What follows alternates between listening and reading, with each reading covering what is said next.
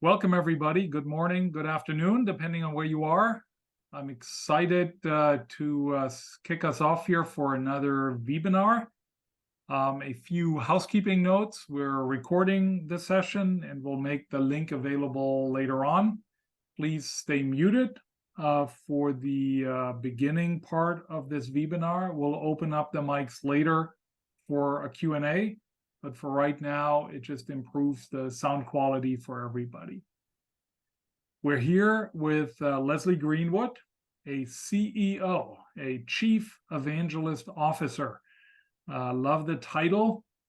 And Leslie, we are going to talk about evangelist-led growth in B2B. Why don't you introduce yourself and let us know what you've done so far and why you are the expert on community and evangelist-led growth. Well, all right. Well, thank you so much. I don't know that I'm, like we talked earlier, I'm a Midwesterner, so I'm not sure I'm going to just tell you I'm an expert. Like that's so anti my culture. But hi, all. I'm Leslie Greenwood. I'm the founder and CEO of Chief Evangelist Consulting.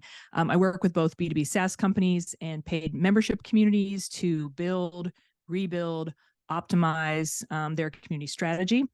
I was employee number 5 at then Revenue Collective, now Pavilion, and built their member experience to really create evangelists that went out and drove the growth of the membership from 2,000 to 10,000, I think, in 2 years. So, and now I help other companies with those same kind of strategies and bring that into their business or their community.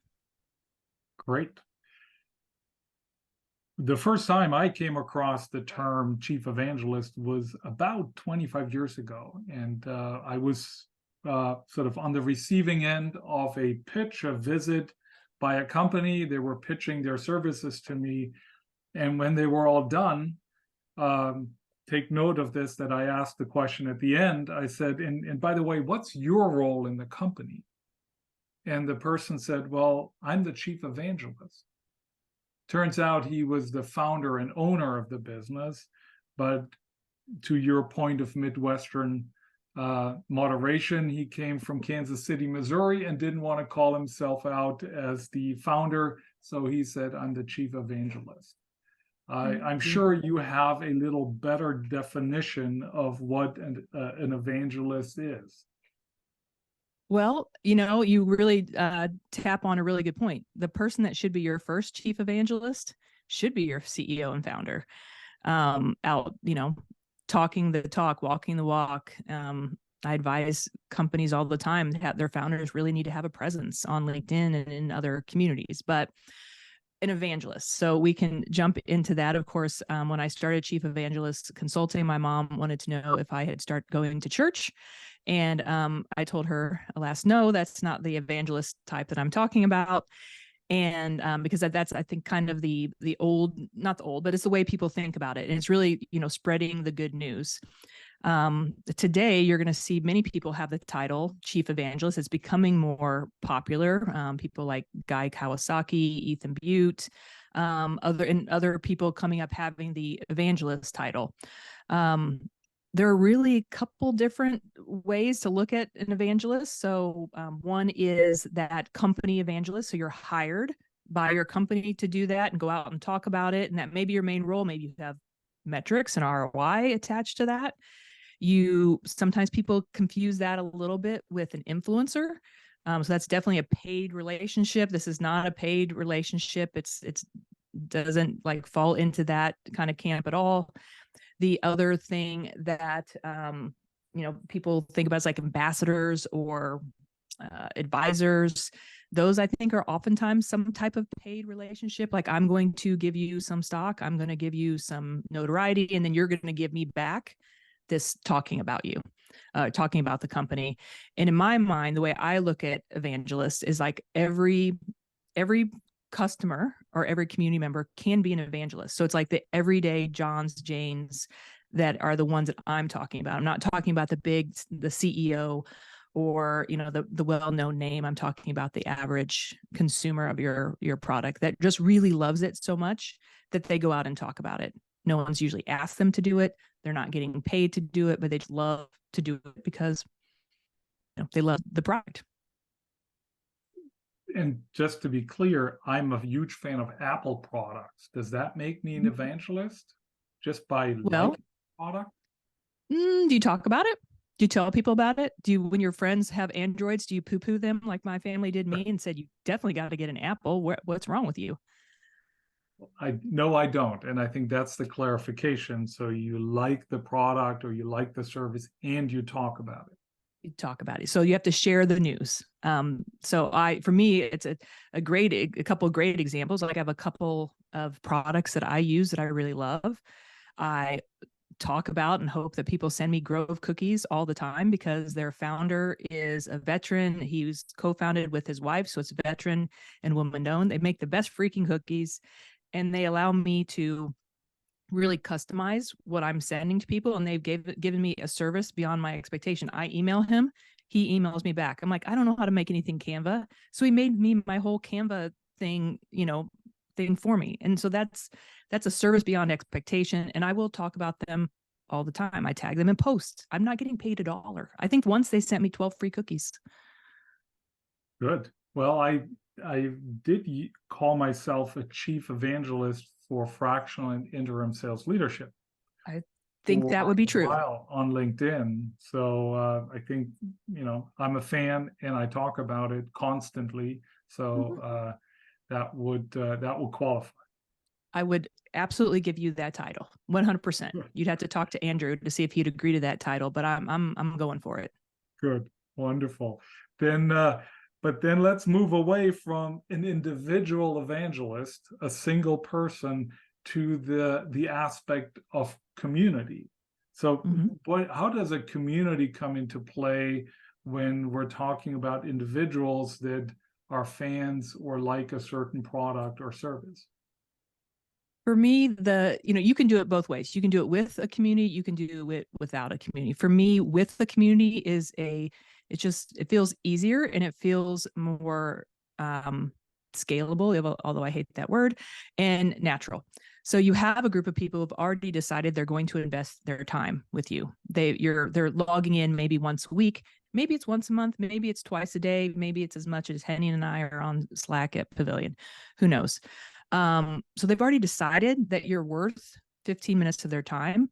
You can measure them, you can find them, you can watch them and see if they're active, you can see if they're giving to the community or they're asking for things, and then you can identify them either by the ones or by the tens, and then start to amplify them through programming, through a special group, through extra benefits that you give that type of person. So for me, a community is just an easier way to do it because you've already kind of gathered some fans. Now it's just like, how do we take these people who will give me 15 minutes and turn them into evangelists that will go out and talk about me in public?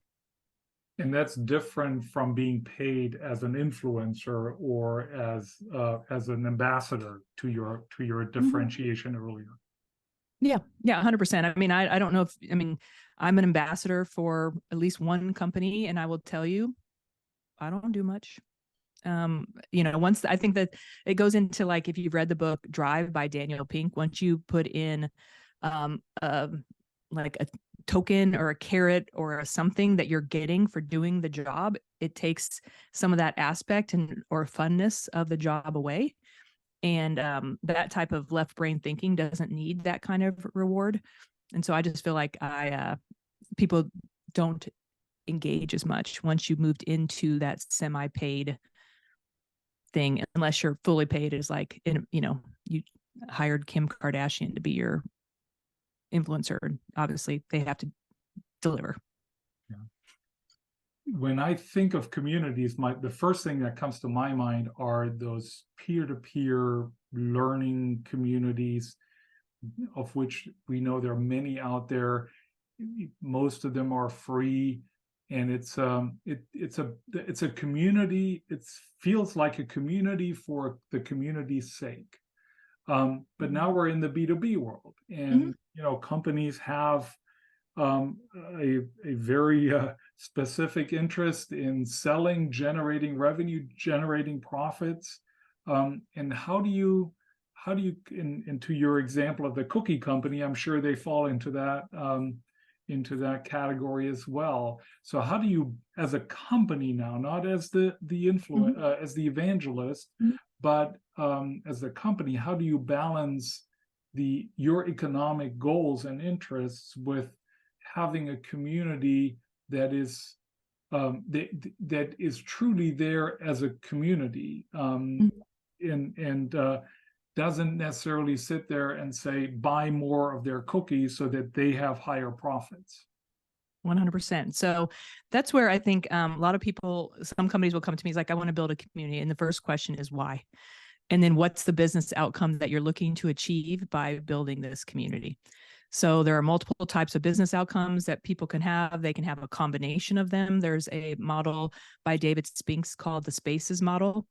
The first S is support. We've all participated in a support community at some time. You have a problem with your Apple product, you go on and you get into their chat room and someone answers your question. Maybe it's another member, maybe it's a paid person.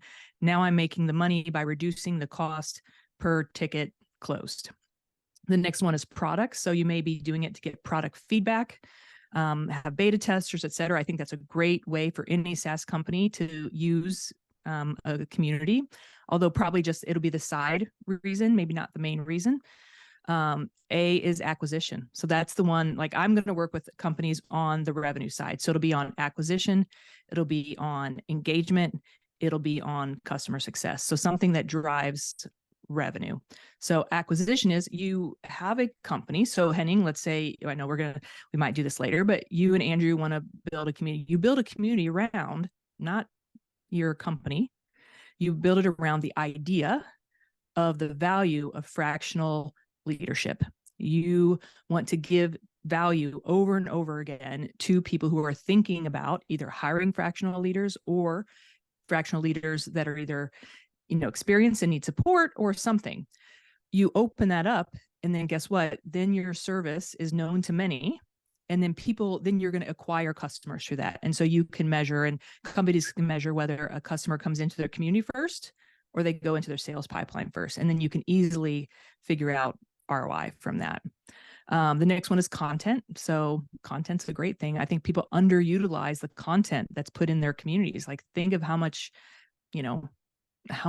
actual knowledge is in there that you could turn into some marketing collateral, testimonials, et cetera. E is engagement. So, how do we keep them engaged? How do I keep you wanting to learn more about my widget or how to be better at your job, which creates these positive feelings? Because if I'm in your community and I'm company X, not X, company Q, and you love my community, when you think about buying a product in the Q brand, that positive relationship that you have with the community will be associated with the company.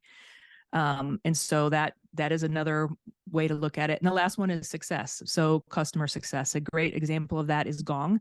They use their community as their long tail customer success. So if you're not assigned a customer success manager, you go into their community and then they're able to give customer success at scale through both their team and members helping other members, which increases their experience, increases their retention, et cetera. They're actually one of the best ones I know that do that on the customer success side. Yeah. You gave a number of great examples. How about timing? Let's say you are Gong or any of the other examples you cited. When is the right time for you to begin to build a community? I mean, let me just tell you what I'm going to throw out in the world, what my dream customer is, and then the universe is going to bring them all to me. I want to talk to maybe earlier stage founders who are forward thinking, that understand that building a community from the very beginning, which actually goes hand in hand with customer success, customer service. How will you treat your customers from the moment you interact with them? I want that person, but they probably just need to have gotten Series A or a seed round so that they can afford the time and resources and everything. So that's the mindset I would love to have. So, but to go back to your question, what do you need to do? Like a community it never runs itself. And that's what I think a lot of people don't understand. And I use my experience, at Pavilion is like, we had a team of 18 people underneath the engine, underneath the scenes, running the community. You might have seen them in places, but you didn't understand there was an entire machine under there. But it felt smooth to you underneath. Oh my God, we were going crazy all the time. And so when people say, "Oh, I just want to build a community," great. Tell me about what's your resourcing look like? Who's going to run the community? Who's going to moderate the community? Do you have headcount that you can dedicate to this project? Are you willing to put 18 months into this to see ROI? If they're under big pressure and all they need to do is sell, like, it's not the right time. So it's when you're ready to put in a longer term effort and when you're willing to do that and you're willing to invest in it, because it's not free and it's not easy, and you have to invest. And if you're not willing to do that, it's definitely not the right time. There are scenarios where you would, aside from not having these factors in place, are there other things where you would say you should not embark on this project now or ever? And I'm thinking of companies with really bad products or really bad services. If, in all fairness, there are those out there as well, and they still are in business and somehow successful. But are there factors like that where you would say don't do it? I mean, you obviously have to have a product that people will love enough to want to, put their time into it.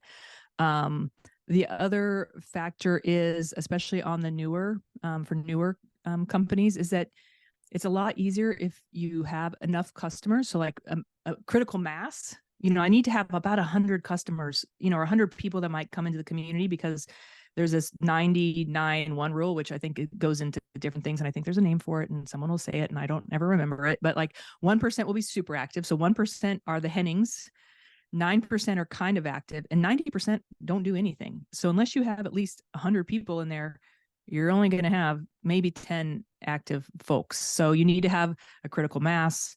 A lot of people, the founders, they want to have a community, but they don't have a following. Like, there's no community to bring into because they're not known in their industry. They're not, they don't have enough of a following either personally or professionally, or the company doesn't have a following.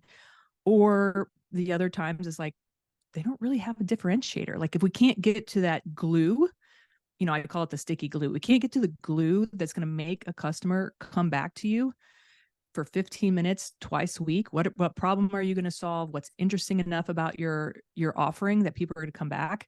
I mean, there are times, I'd say at least a third of my conversations are, one, either it's this would not be a valuable community, or this would not be a community I would recommend.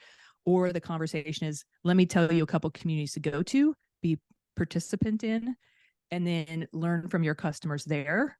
Then figure out if you could have a product market fit for a community for your customer at one point. Or we just talk about strategies on how to be a great community member and still do a crap ton of business, which, we've all seen people do quite successfully if they do it right.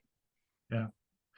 So let's assume there is a B2B startup who fits all the right criteria to be community, who would want to benefit and could benefit from a community, but they are lacking the funds. They can go and engage Leslie and have her and other resources internally build that community. Mm-hmm. Are there things that businesses can do sort of as a precursor to having the funds and then embarking on this project later? Yeah. I mean, if you're an early stage company and you have, the people, your early adopters who are already super crazy about you. And if the only thing you can do is, and I'll probably kick myself later, is throw up a Slack, call them the wonderful wonders of XYZ company, give them a name, make them feel special, and they get to have access to product. They get access to the CEO. You made them feel amazing. If you can do that way, that's fine. The other way is, like I said, go hang out in other communities, pay the membership fee, or, go to other free communities and participate there as a member, not as a salesperson. Give your knowledge away for free, be known, be seen, so that when the opportunity for someone asking for your product Either someone will tag you in the post, or they will come to you because they already know you. I assume this is great advice in the current economic climate when funds and funding is very tight. What have you seen in regards to that in the last year? What's different now versus a year or two ago? Mm-hmm. Well, I'd say last year when I started my company, yesterday or today is my 1 year anniversary. So yay me. There was so much talk about community. Like, community was everything. Evangelists were popping up everywhere. And there's so much interest. And then the SVB, and then the kind of like detraction of the economy and everything. And so many of those that I thought were like, we are going to close this, we are going to, move this forward. And a lot of them got pushed.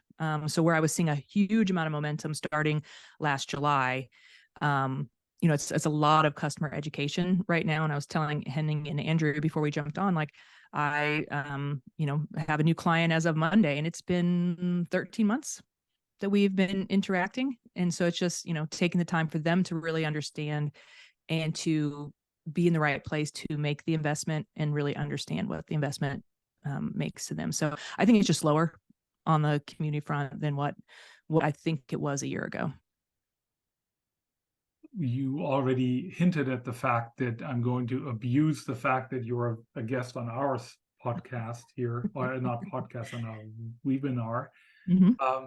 Let's do a little bit of a case study here around Vendux. Our business model a little bit. We have executives on one side and clients on another. What would, at a high level, and maybe in the next 3-4 minutes, your recommendations be for us in the community, in the evangelist field? Yep. Well, the first thing is I have an exercise I have all of my customers do. It's just my community POV exercise. I'm happy to send that to anyone. And really, it starts with company values. Some of the people don't have them already made, but it's like, I want to know what those are, because if we're going to build a community, those things have to intertwine. So what does it feel like to be a community member?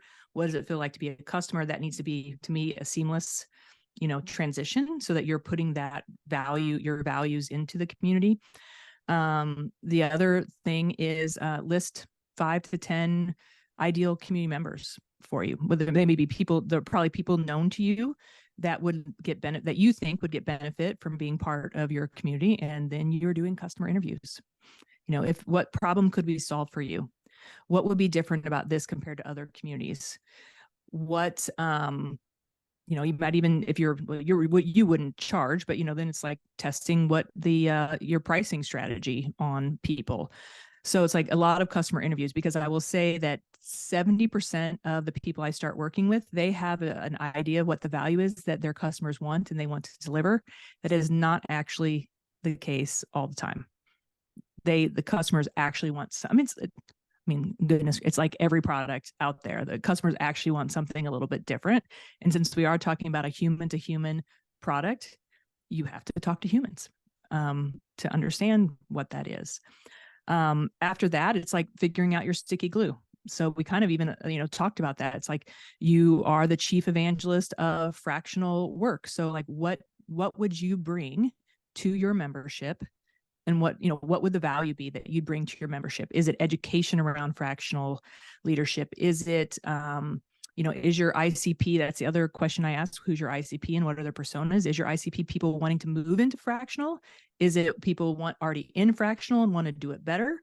Is it people wanting to hire, fractional leaders? So it's like, you kind of have to do that and then figure out like what's going to make Paul or John or Mark or Lisa log in twice a week for 15 minutes every week.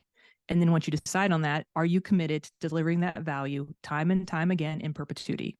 And if the answer to that is no, and you're going to tell me you think the community will run itself, then I shall boot you to the curb and tell you to go kick rocks. Good. I look forward to being booted. But before we even get there, let's think about this. We're in essence a marketplace. We don't function necessarily as a public marketplace, but we bring two groups together. Right. Is that a scenario where you say, that's one community for everyone involved? Is it two communities, one on each side? Is it just one community on one of the two sides that we bring together? That's a rough one because you want to continue to be the marketplace. So you put everybody together and now you've intermingled a little bit. So I wonder if that would be a challenge.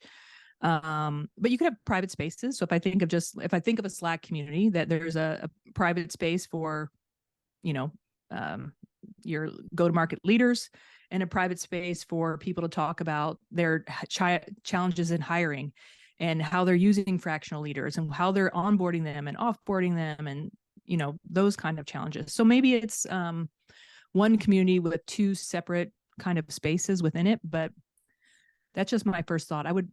This is spot consulting. I would need to think a little bit more about that one. Good. And I don't want to abuse the opportunity too much. I'll send the invoice. Good. And I also want to give the opportunity for others to ask questions. So get ready. And but before we get to the Q&A part, let me ask you, Leslie, about other things that you're doing. Because if I look at your LinkedIn profile, if I see what you're doing out there in social media, Wednesday Women is a big project that you're involved in, that you're spearheading. Tell us a little bit about that. Yeah, awesome. Thank you so much for asking about that. Yeah, I have when I decided to start one business, I guess I decided to start two. And the second one is Wednesday Women. Our charter is to just spotlight and highlight women executive leaders that sometimes won't spotlight themselves, to get them on more stages, podcasts, keynotes, etc. And our goal is to not ask the women to do one more thing. So we are not a community. We are creating community without a community, and our goal is to deliver service to the women with no effort on theirs, and to be, hopefully a place one day where people go is like, I don't know where to find my next speaker, because I hate when I hear that online. I couldn't find any diverse speakers. Bull doo-doo. So, like you'd think of Wednesday Women and you'll come see us. And in the meantime, we're just popping everybody up to the top and hoping to increase their exposure. So little passion project. Cool. Well, congratulations and thank you for undertaking those efforts that we all know are extremely necessary and worthwhile. So thank you. Wonderful. Let's open up the Q&A. Anyone who has a question, since we're a small group, just unmute yourself and ask the question. John, you were the first to unmute. The floor is yours. Yeah. Hey, Leslie. Curious. You've mentioned Slack a few times. I've seen a lot of digital marketers use Facebook groups. I'm a member of some LinkedIn groups. What do you find are the most effective venues for creating a community? Here's the answer. It depends. It depends. I think the first thing you have to do is decide what your outcomes are, and then you work back towards that. You also have to look at your audience.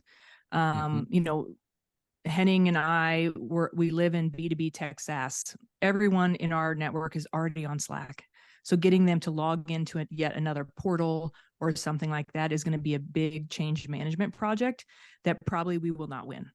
Right. I have another customer, and their community is not tech savvy at all. They may not even be on Facebook. And so we chose a regular community platform that has a forum, that has a very easy user experience, and that will work just fine for them. If you're a dev community, I think most of them are on like Discord or something, because that's where the devs are already hanging out. The things, my biggest client, I helped them move off of Facebook and onto Slack. The challenge with Facebook is, you really just don't have any controls. Right. It's very hard to moderate. You don't have multiple channels. You cannot put in some of the good strategy that I would want to put into a community. But then sometimes you just have to say, you start where there's less friction. Right. But for any kind of B2B company or paid membership community, I would never do it. I mean, honestly, I would never do it on a social platform, because then you're beholden to them. And you could get banned, you could get shut out. You could, somebody could close your account, which has happened to people. And I don't want to put my eggs in that basket. Got it. All right. Thank you very much. You're most welcome. Thank you, John. Other questions?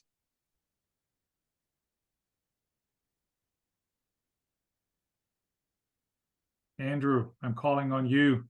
He's talking, but he's still on mute. Great perspectives. Thanks, Leslie. With a business and a revenue hat on, we like anyone, the core business is what it is, providing products, providing services. And in the course of a period of time, a community grows around these products and services. And one day the business leaders wake up and they say, oh my gosh, we've got a mailing list of 50,000 people. And oh my gosh, we've got people that are chiming in and communities, like, but we're not doing anything with them formally.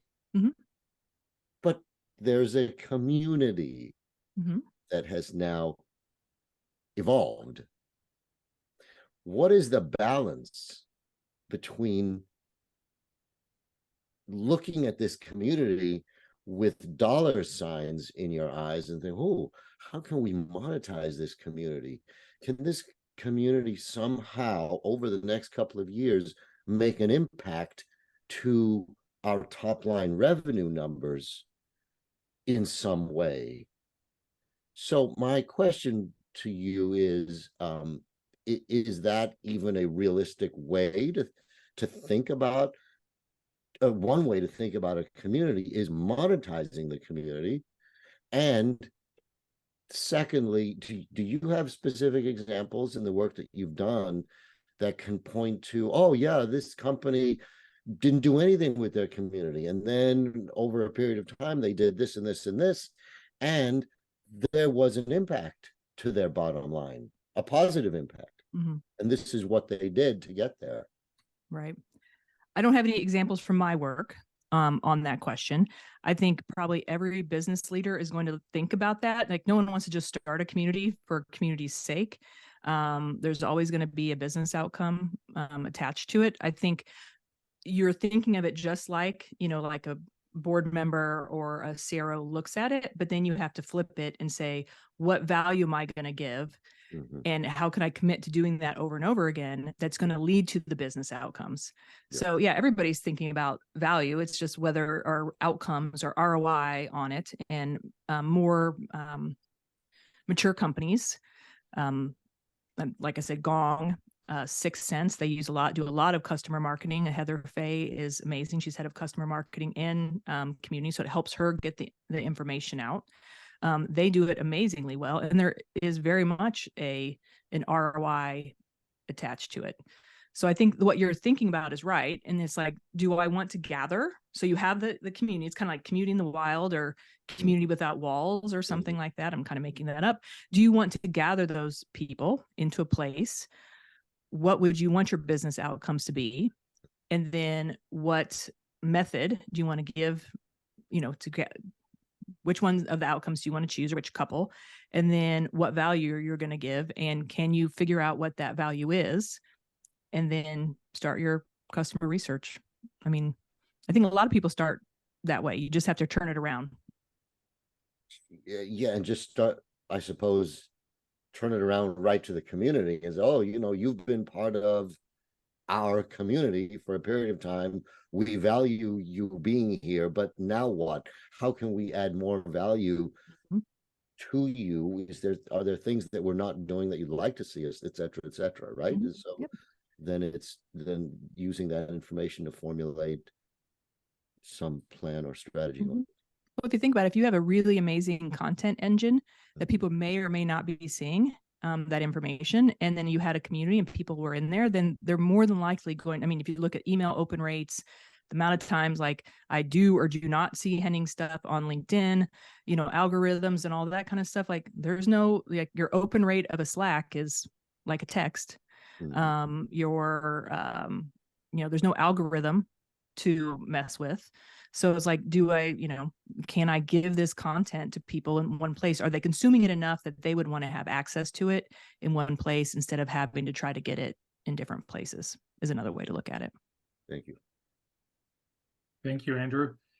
Any other questions? Lisa? Yeah. Go ahead. I'm just curious, in your experience with all the different clients that you've worked with, where do you typically see community be the most successful in terms of someone owning it inside the company? Like, where do they report? Is it a marketing function? Does it live with CS? I'm curious, your take on who should be like accountable internally for it to have the biggest impact. I'm going to tell you, it depends on which one of the business outcomes you're looking for. If it's the customer success, then the customer success owns it. So Nisha Bakshi from Gong, she reports into the customer success org. Heather Fay reports into the marketing org. So it's usually, I'm usually talking to, honestly, the people I talk to, I'm either talking to CEOs, founders, or CMOs. But that's just because I'm fully like, I'm focused on the revenue side. So maybe the person reports into the support org because it is a support-based community.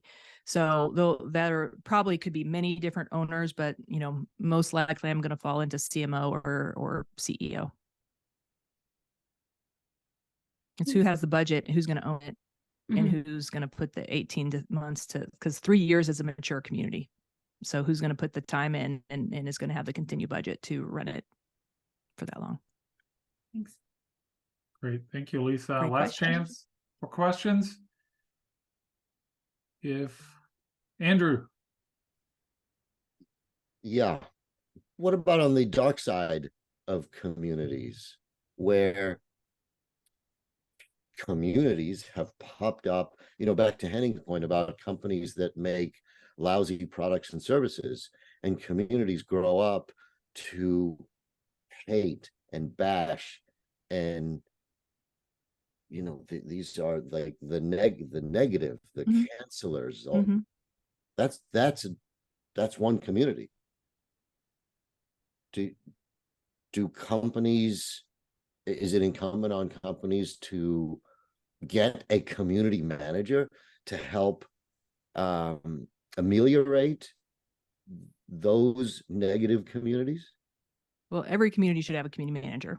It's full-time dedicated staff, not full-time, dedicated staff, whether it's 4 hours a week. I mean, 4 hours a day, 10 hours a week, whatever it is, it's dedicated person. It is not your events manager or social media manager's extra job to do the community, because it will never happen and you will fail miserably.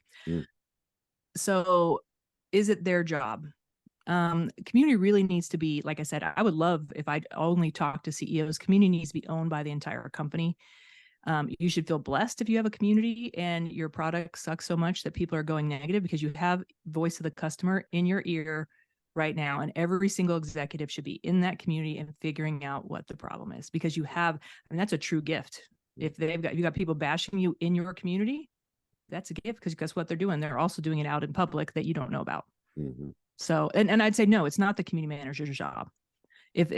Unless it's about a service issue or, something like that. But if it is, a true product, overall customer service, customer success issue, then that's their job to bring all the feedback together and make sure that leadership has an ear into the community if they are not in there, and that is all bubbled up. Ooh, you can get me riled up about that one, Andrew. I'm like, no, it's not their job. And the CEO needs to get his butt together. Cool.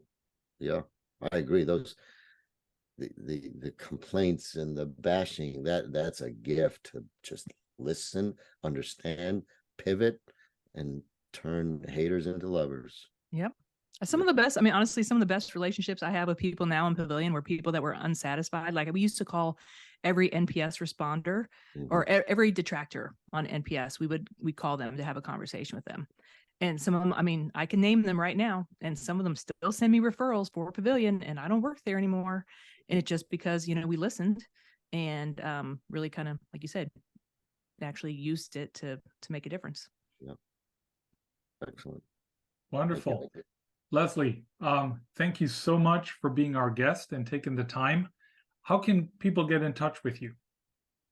Well, I'm unfortunately on LinkedIn way too much, according to my screen metrics. So LinkedIn is just Leslie-Greenwood. My website is being redone, but Chief Evangelist, the Chief Evangelist, you can find my website, and then WednesdayWomen.org for my other website. But pretty much just find me on LinkedIn. Great. I'm Wonderful. there all the time. Thank you, Leslie. Thank You're you, most everyone, welcome. for joining us, and have a wonderful rest of your day. Bye-bye. Thank you all. So nice to see you all.